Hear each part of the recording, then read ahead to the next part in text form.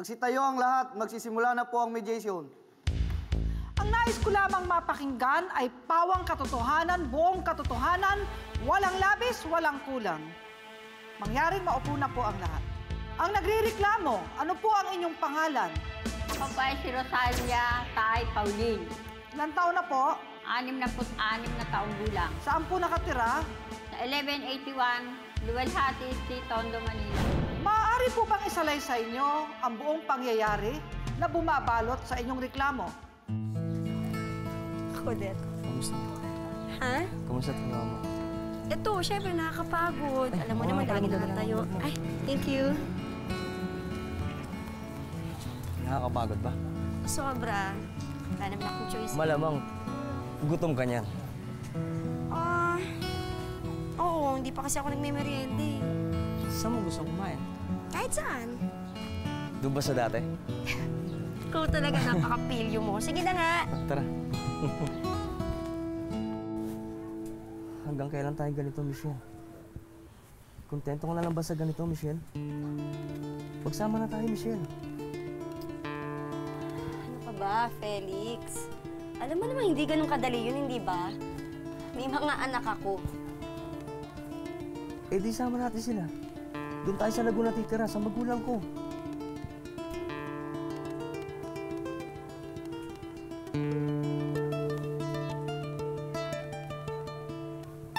So ano po ang nangyari? Pagkatapos nung sinasabi nyo na pumunta sila saan? Sa Ugong, Sa Ugong, Laguna. Laguna. Santa Cruz, Laguna po. Santa Cruz, Laguna. Opo.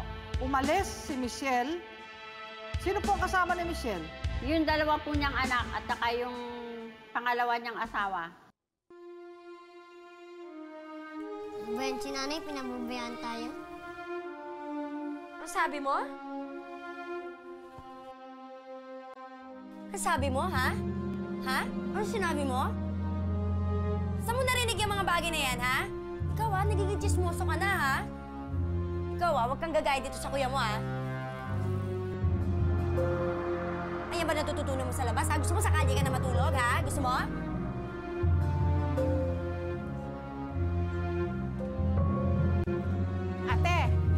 Ate, tumawag sa akin yung biyenan ni Michelle. Doon sa Laguna.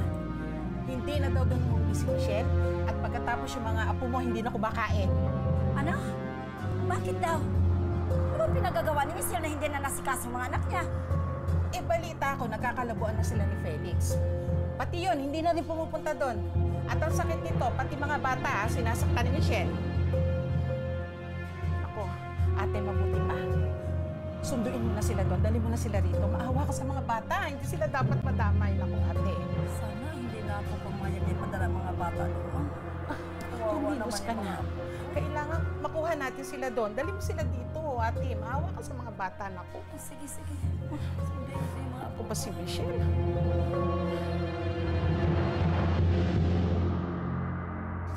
Mga apo, bilis! Mga apo! Dilian, nandito na kami! Ay, nakakapagod sa biyahe. Ay, naku, ang daming mga bata. Oh, buti na isama mo yung anak ni Felix. Buti nga yun, para wala silang alagain dun. Ah, ganun? Ay, ang cute. Cute ng baby to. Ano pa mga ginawa niya na narireklamo nyo bukod doon? Sinisigawan po ako ng anak ko, lumalaban po sa akin. Lumalaban sa'yo? Opo. O, sandali, may testigo ka pa dyan sa sinasabi mo na yan, na pananakit Opo. niya, panlalalaki niya. O, sige, tawagin natin. Opo. Tayo po. Ano pong Andyan pangalan po. nila? Si Maria Delia, Maria tay. Delia. Kapatid ko po si Rosalia. Magkapatid po kayo. Ilan taon na po kayo, ma'am? 55 na po. Tita, maraming salamat at tinanggap mo pa rin ako dito, ah. Naku, nakakatuwa nga kayong tignan eh. Mabuti nga, nagpasya kang samahan sila rito. At least maalagaan mo na sila. Lalo na to. Ito, super kulit dyan. Tita, ayaw niya to eh. Naiwan kasi yung bola dun sa kabilang bahay. Eh, kaya pala hinahanap-hanap niya. Pare, may bibibilin din kita. Nakatira siya sa akin nung dumating siya mula sa Laguna. Mula nung elementar na grade 1 ang anak niya hanggang sa nag-graduate, ako po ang nagpaaral. Ba't dumating ang magaling na babae? Uwi ba ito ng matinong babae? Ha? Eh, hindi mo nga nakikita ang mga anak mo eh. Paano mo nga naman makikita? Papasok sila, ikaw tulog ka pa. At ngayon, darating ka, sila naman ang tulog. Eh, hindi mo man lang sila nakukumusta kung ano na sila eh. Michelle, anong klase kang ina? Ha? Tita, pagod na ako eh. Pagod ako, matutulog muna ako, ha? Pagod? Saan? Sa candidate mo sa kung sino-sino lalaki na lang? Eh, buti pa nga yun inaasikaso mo eh. Samantalang ang mga anak mo, hindi mo maintindi. Best time buhay to, oh! Michelle! Bastos ka talaga eh. Michelle, wag mo akong punuin, ha? Una po siya. Hindi ako sinungaling. Hindi ako sinungaling. Ang nanay mo, nag-alaga ng maliit mula ng pinanganak. Limandaan pinadadala ko. 300 kinukuha mo. Binibigay mo lang sa mga anak ko. Dalawang daan. Nagpa-blatter ka sa akin. Alam mo, ang Kasama mo si chairman mismo. Nung tanungin ka ni chairman. mga anak ko eh. Kasama ang kanyang kapatid na si Delia, inirereklamo ni Aling Rosalia ang kanyang anak na si Michelle dahil wala raw itong kwentang ina. Matapos kasi iwan ni Michelle ang dalawang anak kay Aling Rosalia, hindi raw niya ito sinusustentohan ng tama. At ang perang kinikita ni Michelle, nilulustay raw niya sa panlalalaki. Ano sinasabi mo sa labas na inaapi ko kayo magkakapatid? Ha? Kung inaapi ko kayo, dapat wala kayo dito. Ha? Yan ang ituktok mo sa utak mo. Kanino naman bakit hindi layo nalaman yan? Tita, wala akong ginagastusan at wala rin akong lalaki. Wag mo akong dinuduro. Nagsusumbong ka sa Nanay mo akin. akong dinuduro. Ngayon nanay mga mo. anak ko, Wag mo, wala ang karpanduruin ako. Wala akong karpo. Minsan hindi ako nakatikim kahit isang buti. Wala talaga.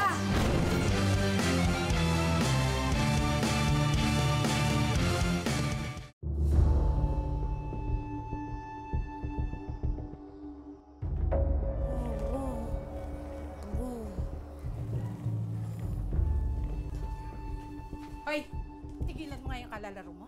Ano yung sinasabi mo sa labas na inaapi ko kayo magkakapatid? Ha? Kung inaapi ko kayo, dapat wala kayo dito. Ha? Yan ang ituktok mo sa utak mo. Huwag kang maalis dito, ha? Wala ngayon, huwag kang lalabas, ha? Naintindihan mo? Huwag kang lalabas, sinasabi ko na sa'yo. Sinasaktan mo yung mga anak ko. Natatandaan mo, nung gumawa ako, Kailan pa? umuwi ako 1 ng week gabi. pa lang po. Makinig ka. Oh, ba't ako Natatandaan ko makikinig nung sa'yo? gabi. Hindi ako pwede makinig Ang sabi sa'yo. mo sa akin, Wag mo akong dinuduro. nagsusumbong ka sa Nanay mo akin. akong dinuduro. Na yung nanay mga mo. anak ko, Wag mo, wala ang karpanduruin ako. Wala dahil akong karpo. Minsan hindi ako nakatikim kahit isang buti. Wala talaga. Hoy, Michelle, mag-iwan ka ng panggastos ng mga anak mo, ha? Marami silang kailangang project sa school. Tita, sa susunod na mag-aabot, naubos eh. Ano, wala kang pera sa anak mo? Ikasasahod mo lang sa din na yung pera mo. Tita, meron na akong binayaran. Binayaran? O marami kang ginagastos sa lalaki? Hoy, Michelle, akala mo siguro hindi ko alam, ano? Mag-isip-isip ka nga, Michelle. Hindi na bata ang mga anak mo, ha? Alam na nila na pinababayaan mo na sila, puro malalalaki na atupag mo. Kanino naman bakit hindi layo nalaman yan? Tita, wala akong ginagastusan at wala rin akong lalaki. Ano naman ngayon kung meron akong kasama? Kaibigan ko lang yun. Porket may kasama, jowa agad, jowa? Hoy, huwag ka ng mga tuwiran pa. Hindi ba masapat yung nakita kong love letter ni Engelbert? At lahat ng kapitbahay rito, ha? Parati kayo nakikita magkasama. Mamemera lang yon. Katulad rin siya, peperahan ka rin nun. Katulad ng mga iba mong lalaki. Naku, tita, ewan ko sa inyo. Ulit-ulit Please, na lang. dito. Hoy, Michelle, ibabayad ang anak mo! Aling Delia, yayawang may reklamo rin kayo laban sa kanya. At may reklamo siya laban sa inyo. Inaanyayahan ko po kayong tabihan ang inyong kapatid. Opo. Paano kayo mag-ina? Paano nyo binubuhay yung mga bata na nasa inyo? Ako po ay nagtututor, tapos barangay secretary po ako ng barangay namin. May allowance sa mga barangay Lupon mula sa munisipyo. So si nanay naman, anong hanap buhay?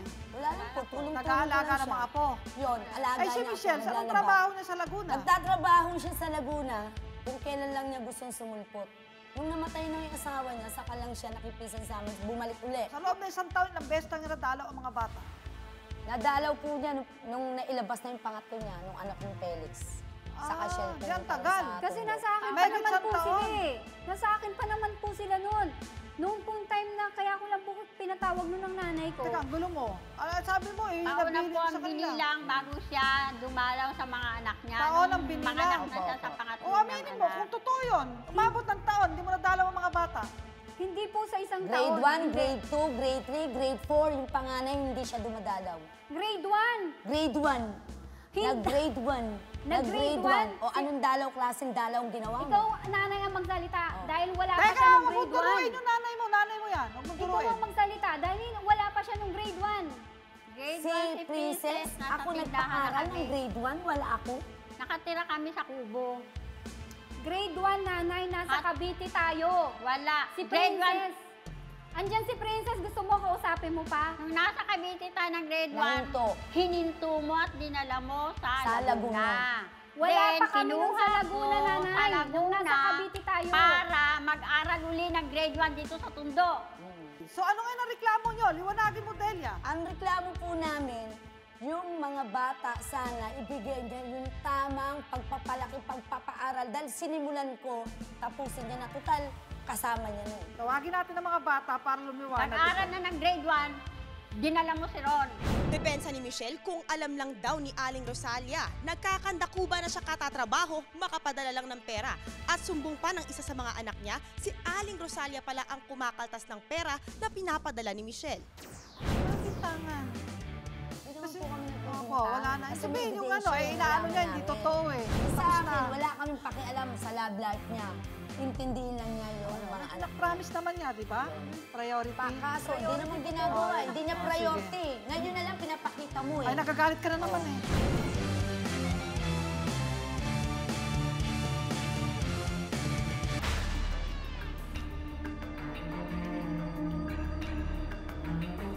Inuuna ang panlalaki at napapabayaan ng mga anak. Ito ang reklamo ni Rosario sa sariling anak na si Michelle. Buwat daw nang iwan si Michelle ng asawa nito ay naging papayanan ito sa mga anak at maliban dito, nananakit pa. Saan mo narinig yung mga bagay na yan, ha? Ikaw, nagiging chismoso ka na, ha? Maliwanag naman ni Michelle, hindi siya kailanman naging papaya sa kanyang mga anak kung nalalayo man siya sa mga ito dahil nagtatrabaho siya at hindi nang lalaki. Ayoko na niyang gawin yung nakaraan pa niya. Kung gusto niya mag-asawa, okay lang. Yung Saka makakatulong tutulungan natin sa siyang pamilya magpaanal nung una niyang kasal. Yun. Natulungan Yung siya mga- ng public attorney's office na ipaanal ang unang kasal. Total, may ibang pamilya na yung lalaki. Para maging Pumunta dalaga na na po siya siya dun at eh. makatagpo siya ng binata o byudo na pwede siyang iharap sa dambana at mahalin ang kanyang mga anak. Tama? O, tutulungan ka namin para libre ang aming serbisyo. Walang bayad ang abogado. Tutulungan ka namin. Okay? Para ang mga anak mo din naman, ay dumating ang panahon na makita maayos. Annulled na yung tatay at nanay. Kailangan sila makatapos ng pag-aaral, ha? Unahin mo sila. Saka na yung pag-ibig na yan, makapaghihintayan. Alam ko po yung kasi may edad na po ako. Kaya nga, Madami na po hindi. ako naging Ang pag-ibig experience. wala sa edad, ha? Kahit Hindi hanggang po. kamatayan, pwede kumibig. Sa Ang ibig ko tamang po dapat sabihin, ibigin. yung pakikipagrelasyon po, matanda na po ako para pumasok pa sa isang problema. Oh, Hindi sige. po ba? Matuto kang gumalang sa nanay. Gusto ko po rin ang sa nanay kanila sabihin din, na sa'yo. bukod po sa trabaho kong ginagawa, kasi iniisip nila umaalis ako sa gabi, umuwi ako alas 12 na. Alam po nila yan, nananahi po ako pagkagaling ko ng trabaho. Walang bintangan. Hindi naman po kami nagbibinta. Opo, wala na. Kasi Sabihin may yung ebidensya ano, yung inaano nalaman niya, hindi namin. totoo eh. Sa Tapos akin, na. wala kaming pakialam sa love life niya. Intindihin lang niya yung mga anak niya. Nag-promise naman niya, di ba? Priority. Kaso, hindi naman ginagawa. Hindi niya Oh, priority. Ngayon na lang pinapakita mo eh. Ay, nagagalit ka na naman eh. Ngayon na lang pinapakita mo. Okay, Nung huwag pa na sana mula ng ginawa galit. mo na. O sige, anuhin ko kay nanay. Asunto, areglo. Areglo na ho. Kasi kung di maareglo, ang kaso abandoning a minor. Pagpapabaya sa bata na minor de edad. Okay? Pag hindi sinusuportahan, lalo pag 7 years old and below, hindi sinusuportahan, pinabayaan, iniwan, may kaso yan. Article 276 of the Revised Penal Code. Ang mga magulang, hindi dapat inaabandona ang mga anak. Okay? At kapag napatunayan ng korte na inabandona ang bata, pwedeng makulong ng 1 buwan at 1 araw hanggang 6 na buwan. Aresto minor ang parusa. Ano ngayon ang maipapangako mo sa nanay para magkaroon sila ng peace of mind? At maayos kayo. Buksan mo yung puso mo sa nanay mo para tapos na to. Kasi hindi mo kasi naiintindihan. Hindi naintindihan lang, pinaliwanag ko na may Hindi karapatan po. ka rin sa Opo. buhay. Ang ibig ko po sabihin kasi hindi po ako open. Oh, yun kasi yung mag-open ka sa kanila. ibig ko, kahit na lang, kasi gustuhin ko man po mag-open ako sa kanya. Puro Kasi galit, galit. hindi ko po siya mapagkatiwalaan. O, ano nanay mo yan pagtiwalaan Ayun, mo? yun na nga po eh. Sa ngayon po, gusto kong pong ipaalam sa kanila. Kaya ko man pong umupa ng bahay, mawawalan po ako ng sapat na pera para po panggastos namin Pwede pang naman ito na kay araw-araw. nanay eh. Para may kasama kayo. Nagabayan kayo. Alam niyo po, sa totoo Ayaw lang, Yung pong yung ambience po ang hinahanap ko. O, Doon po pwede sa na ba kayo tinutuluyan hiwalay? namin. Sa pamilya rin kayo eh. Yung ambience Pero po. ang inaalala lang nanay mo, baka mapabayaan mo yung Di mga po. bata. Sino makakasama ng mga bata pag wala ka? Ang mga anak ko po, si Princess po maaga pa umaalis na. Ito po umuwi sa tanghali. Yung bunso ko po, minsan nanonood lang po ng TV Ilang sa taon na bahay. yung bunso mo? 6 years old po. 6. Ang kasama po niya, yung isang tsuhin ko po ng kapatid nila. Ay, Tsaka para naman. Di ba dadalawin mo yung nanay mo pag ala kang pasok, dala mo yung mga apo niya. Iba rin yun eh. Nayayakap ng lola ang mga apo. Ilapit mo yung mga anak mo sa kanila. At maging ikaw, yakapin mo ang nanay mo at ang tita mo. Sige, ilapit mo. Lapit kayo. Okay naman yung mga bata na yan sa akin. Hindi, sige po. Lapit kayo sa lola. Para ma-bless kayo. Sige na. O, ayan. Okay naman po. Ayan. Sige. Yakapin mo. Mag-ano ka na. Hindi naman totoo yun, Nay. Kasi kung ano lang inaano mo eh. Sa puntong ito, nais kong magkaroon tayo ng kasunduan. Tawagin na natin si Atty. Dacpano para sa inyong kompromiso. Ang kaso, abandoning a minor.